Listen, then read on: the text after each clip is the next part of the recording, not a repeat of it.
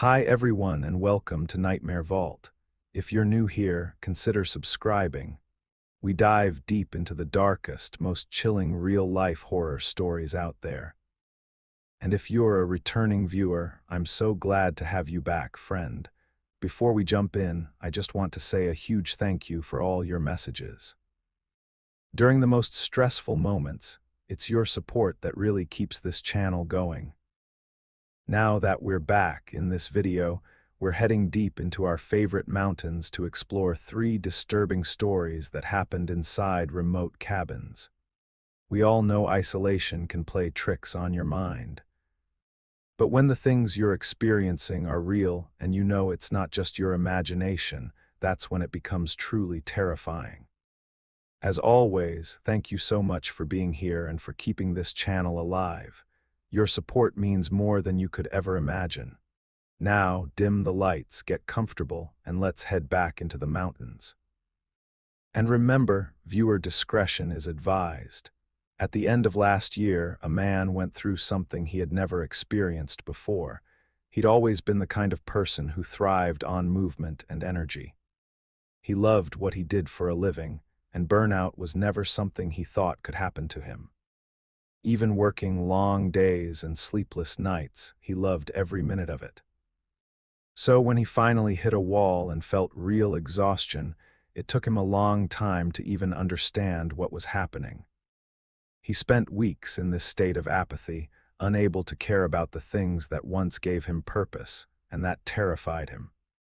He didn't want to lose everything he had built over the years, so he did what anyone would do. He turned to the internet for answers. What he found was a mix of everything. Miracle cures, strange rituals, quick fixes that made no sense. But one theme seemed to repeat across all of it, the idea that nature could actually heal you. So he searched and searched until he thought he'd found the perfect solution, a week in a cabin tucked away in the Smoky Mountains.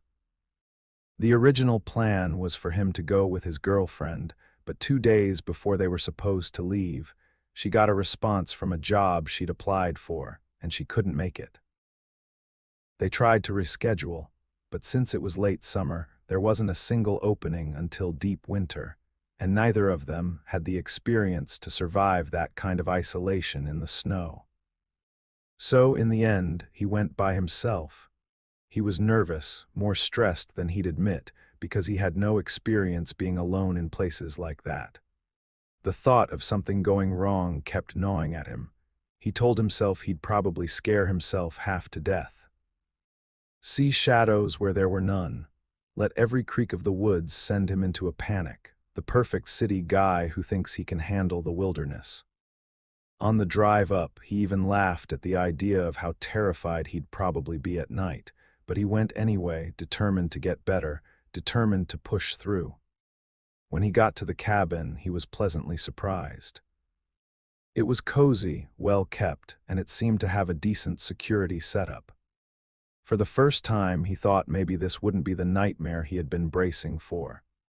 The first 3 days were incredible. He hiked trails, wandered near the cabin, and to his surprise, he fell in love with the silence, with the isolation, and he found in himself a courage he didn't think he had. It wasn't until the night of the 3rd day that he realized something was deeply wrong. He was in the bathroom brushing his teeth when he heard it. The faintest sound, almost impossible to catch, but he knew he had heard it. It was mechanical, a soft click and whir, the sound of a camera lens adjusting. He froze. That sound was too specific to be his imagination. He looked around, paranoia setting in, the weight of being watched pressing down on him. There was a small window in the bathroom, and at first he thought the sound had come from outside, but when he tried to look out, all he could see was the black wall of the forest. Still, he convinced himself there was someone out there. His chest tightened as he rushed through the cabin, slamming windows shut, double-checking the locks on every door and grabbing the gun he had brought with him. Growing up in a rough neighborhood, he'd held on to it for protection. Now it felt like the only thing separating him from whatever was out there. He told himself he'd done enough. The place was secure. Maybe he'd imagined the sound, but he couldn't shake the feeling. He sat down in front of the fireplace, lighting a fire just to calm his nerves because the sight of flames always brought him some kind of comfort. He was almost laughing at himself when he noticed it. The firelight hit the bookshelf at just the right angle, and in between the spines he saw a tiny glint, a pinpoint of light reflecting back. He blinked several times, convinced it was nothing. But no, it was there. He got closer and his stomach dropped. It wasn't a book, it was a hollow box disguised as one locked shut. And on the spine there was the smallest hole, easy to miss at a distance but obvious up close, a hidden camera. The sound he had heard hadn't come from outside, it had come from inside. Someone had been watching him. His body went cold. Rage flooding in just as quickly. He tore through the cabin and found them everywhere. Cameras in every room, the bathroom covered from multiple angles. The idea that someone had been watching him in the most private moments of his life made him sick to his core. He swore right then he would leave in the morning and go straight to the police. There was no chance he'd sleep in that cabin, not now, not after seeing those cameras. Even after pulling out the ones he found, he knew there had to be more. The thought of being watched made his skin crawl, so he grabbed the essentials, wallet, phone, gun, and went out to the car. He had parked out back, hidden from the road, and told himself it was safer to wait out the night in the car than stay inside that place. He tried to rest, but the forest pressed in, heavy and menacing. Every sound a threat, and his anger kept him wide awake. Around 400 a.m., he saw him. Headlights cutting through the trees, a big SUV pulling up the drive. The man's car was tucked out of sight, so he didn't think the driver noticed him. A figure stepped out, dressed head to toe in black, and without hesitation, unlocked the cabin door and walked inside. He didn't think. He was furious, running hot with adrenaline. He burst out of the car with his gun drawn, sprinted toward the cabin, and shoved the front door open. The figure was crouched near the fireplace, messing with something, probably another camera. When he looked up, his face went pale. The man aimed the gun, rage twisting his face, but he miscalculated. The figure was faster. He grabbed a fistful of ashes from the hearth and threw them straight into the man's eyes. Blinded, he stumbled, burning pain tearing through him. He heard the figure bolt, slamming out the door, tires spitting gravel as the SUV disappeared into the night. He crawled toward the bathroom, clawing at his face, desperate to wash the ash from his eyes. The pain was unbearable. He spent hours under the water, fighting the agony, waiting for dawn, just so he could drive far enough to call for help. He spent 4 days in the hospital, had to undergo surgery on one of his eyes, and the doctors told him it was sheer luck he didn't lose it. As for the figure, he was sure it had to be the owner of the cabin, but the police told him otherwise. The owner lived in California, hardly ever visited, and hired a company to clean between guests. They showed him photos of every employee, every person with access to the cabin, but the figure he saw that night wasn't among them. It's been a year since then, and he still doesn't have answers. This next story happened to an electrician in late October of 2017. At the time, he was 27, working long hours in Pittsburgh. His closest friends, a planner and a driver, had been part of his life since high school. Every year around Halloween, they'd take a short trip together. Nothing fancy, just a way to escape work and catch up. As they were growing up, they spent their lives together. But as they got older, they really had to make an effort to create moments to be together. Otherwise, each of them would end up living his own life, and inevitably, they would drift apart like so many friendships do. That year, the planner suggested a cabin his friend owned in West Virginia. No cell service, nothing but them, the woods, and a wood-burning stove. At first, it sounded perfect, especially in the context of Halloween. In fact, it felt like the perfect Halloween to the electrician. He'd always loved scary stories, always loved horror settings, but he hated the consumerism around Halloween. He hated the crowds in the streets and the frenzy it created. It felt completely removed from the origins of the tradition. Spending Halloween at the cabin, far from the doorbells ringing and the hysterical people, seemed perfect to him. The drive was about 4 hours, and by the time they wound through the last dirt road, daylight was already fading. The cabin was simple but cozy.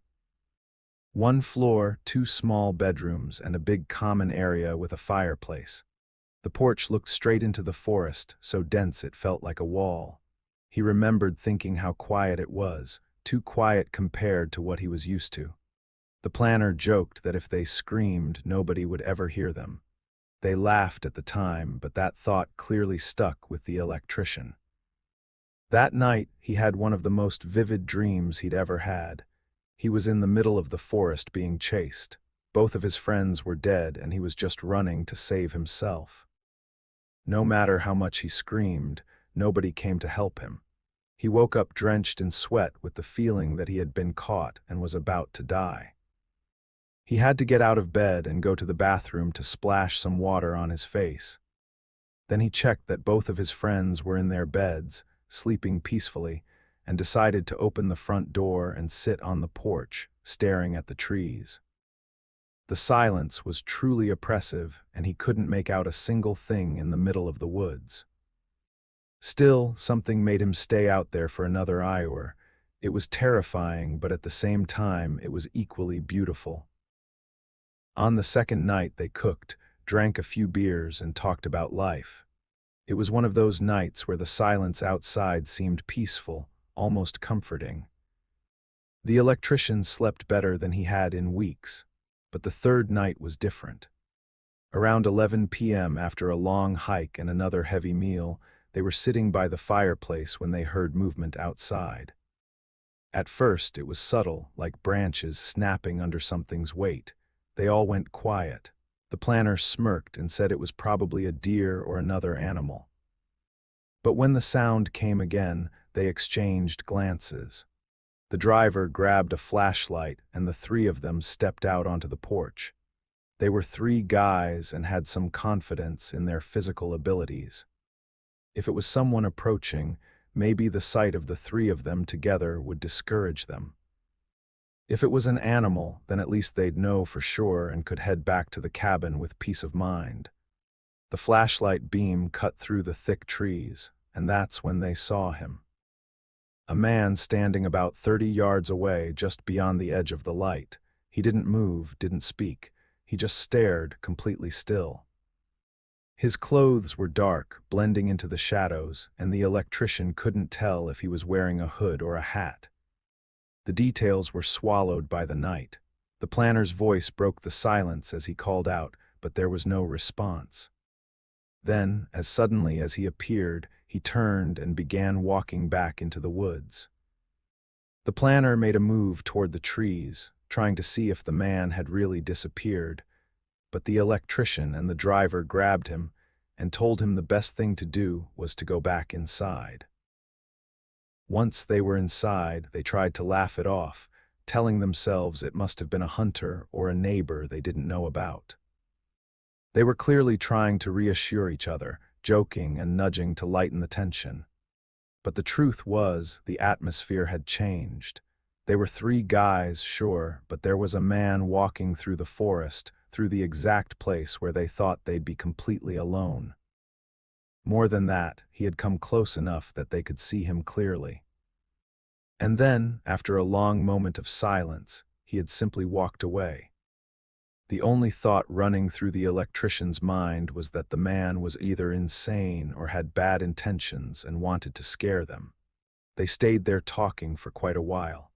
They told themselves they were enjoying their time together, but in reality, they were just avoiding going to bed. Eventually, one by one, exhaustion caught up with them. The planner was the first to nod off.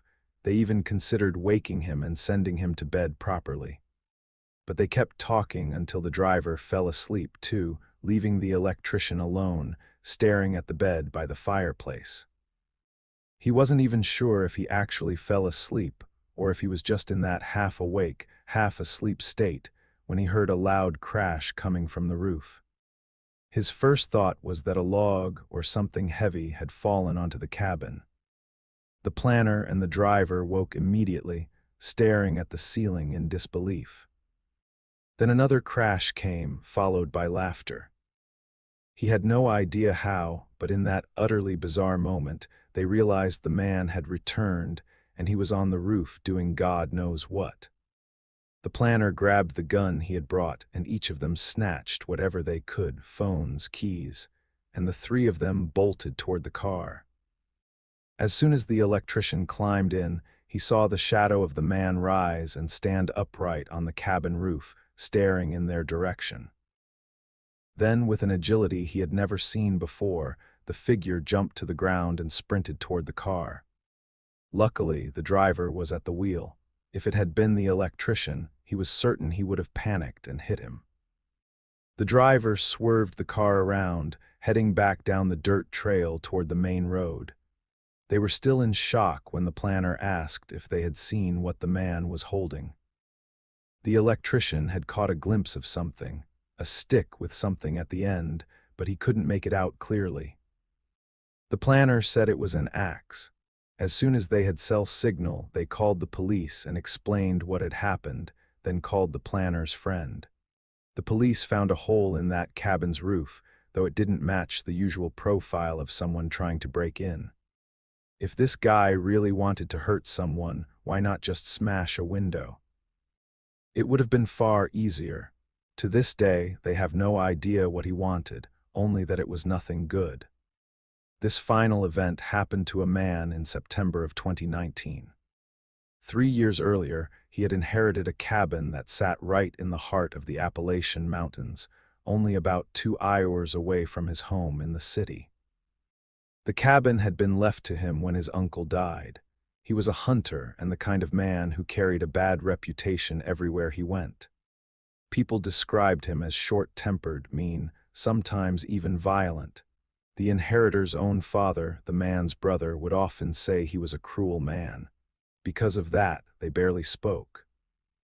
The inheritor could only assume the reason the cabin fell to him was because there was no one else to leave it to. Hunting was something he always despised, so he had no intention of continuing whatever traditions his uncle kept alive in that place. For 2 years, he toyed with the idea of renovating it and renting it out. But each time he went up there to patch a roof leak or fix a rotting window frame, he found himself drawn in by the silence of the mountains. It was strange, unnatural even for him to feel that way. He had always lived in the city, convinced he thrived on its constant noise and pace. Yet, every trip to the cabin left him reluctant to return. The stillness, the distance from people felt like a blessing he didn't know he needed.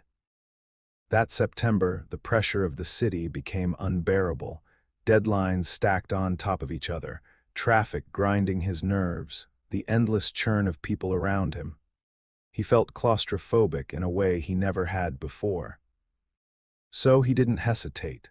He packed a bag, drove out of town, and set his sights on spending a few days at the cabin. The drive from the nearest paved road took nearly 50 minutes down narrow dirt trails.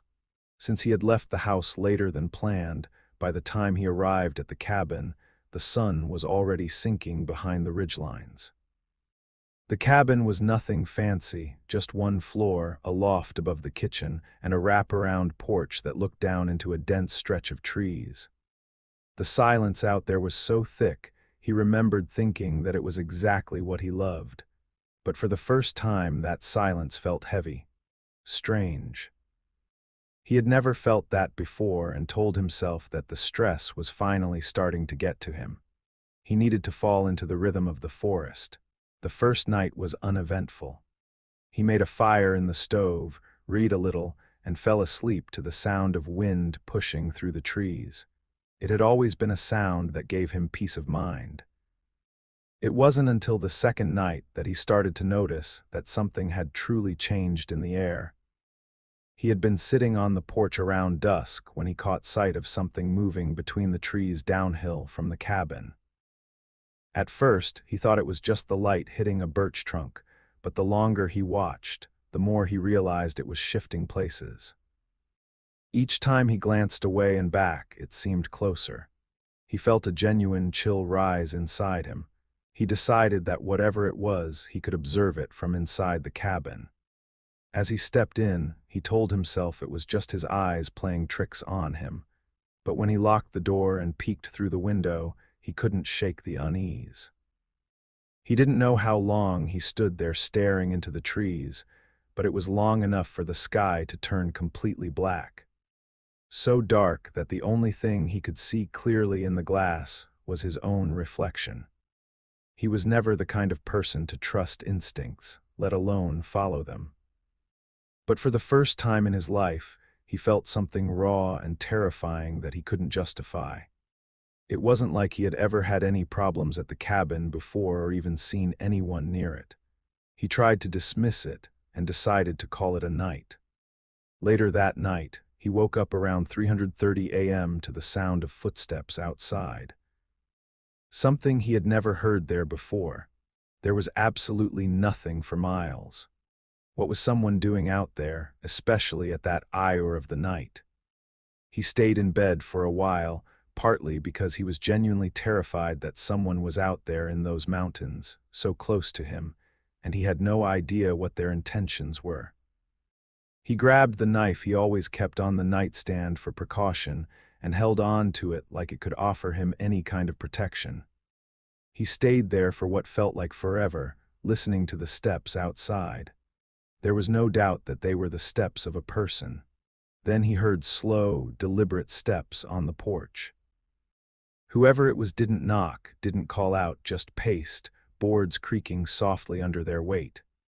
The sound went on for what felt like forever before it stopped. He didn't know what was worse, knowing someone was outside circling the cabin where he could hear them, or knowing someone was still out there but silent, leaving him with no idea of what they were doing. He got up as quietly as he could and tried to peek through the cabin window. That's when he saw him. A man's body shape, dressed entirely in black, standing still and staring at the cabin. He looked like he was in some kind of trance. The inheritor couldn't make out his face, but he could see his eyes, wide and bulging. Then the figure locked eyes with him, and he swore he almost collapsed. It was the single most terrifying moment of his life. He pulled back instantly, hiding behind the curtain. But he knew that if the figure wanted to, he could smash that window easily. He heard him step closer to the glass, and he saw his shadow grow across it. He was clutching the knife against his chest, knowing it was the only thing he had if he came inside. The man stayed there just on the other side of the window, completely still until about 6:30 in the morning. Then, without warning, he simply turned and disappeared into the woods.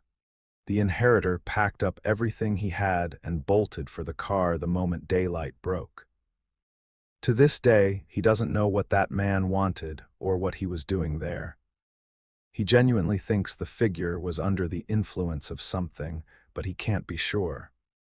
All he knows is that he won't be going back to that cabin anytime soon.